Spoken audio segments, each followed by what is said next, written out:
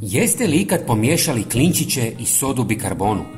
Danas ću vam pokazati 3 potpuno različite upotrebe ovih sastojaka i garantiram da će vam svakodnevno koristiti. Zato ostanite do kraja videa kako ne biste propustili niti jedan koristan savjet. Prvi i najjednostavniji način je da jednostavno zapiknete klinčiće u sodu bikarbonu. Klinčići imaju snažan začinski miris koji učinkovito neutralizira neugodne mirise u zraku, dok soda bikarbona apsorbira vlagu i eliminira loše mirise. Soda bikarbona također smanjuje vlagu, čime sprječava nastanak plijesni na zidovima. Klinčići, zahvaljujući svojim antibakterijskim svojstvima, dodatno djeluju protiv razvoja plijesni i bakterija. Ako imate ili želite spriječiti gljivice na zidovima, ovo je fantastično. Stavite ovo ispod kreveta, na prozore ili gdje god se pojavljuje vlaga i gljivice na zidovima. Sada ću vam pokazati drugu primjenu.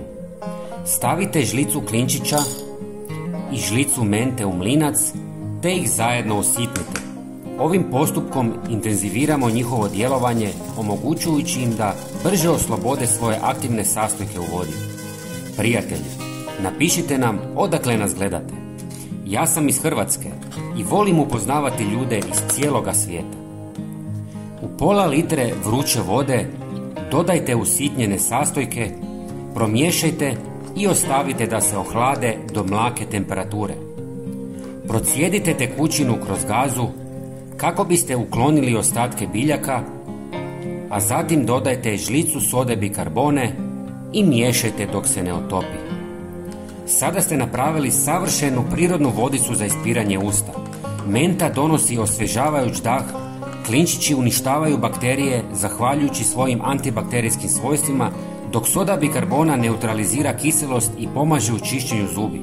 Ova sinergijska kombinacija ne samo da održava zdravlje usta, već vas trajno oslobađa lošeg daha. No to nije sve. Ova tekućina također djeluje kao učinkovit repelent protiv mrava, komaraca, žohara, stjenica, pa čak i miševa. Koristite je za prskanje po kući ili dvorištu kako biste odbili sve štetnike.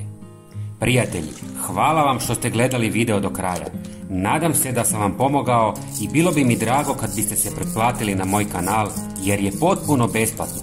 Također, podijelite video sa prijateljima kako bismo i njima pomogli. Pozdrav!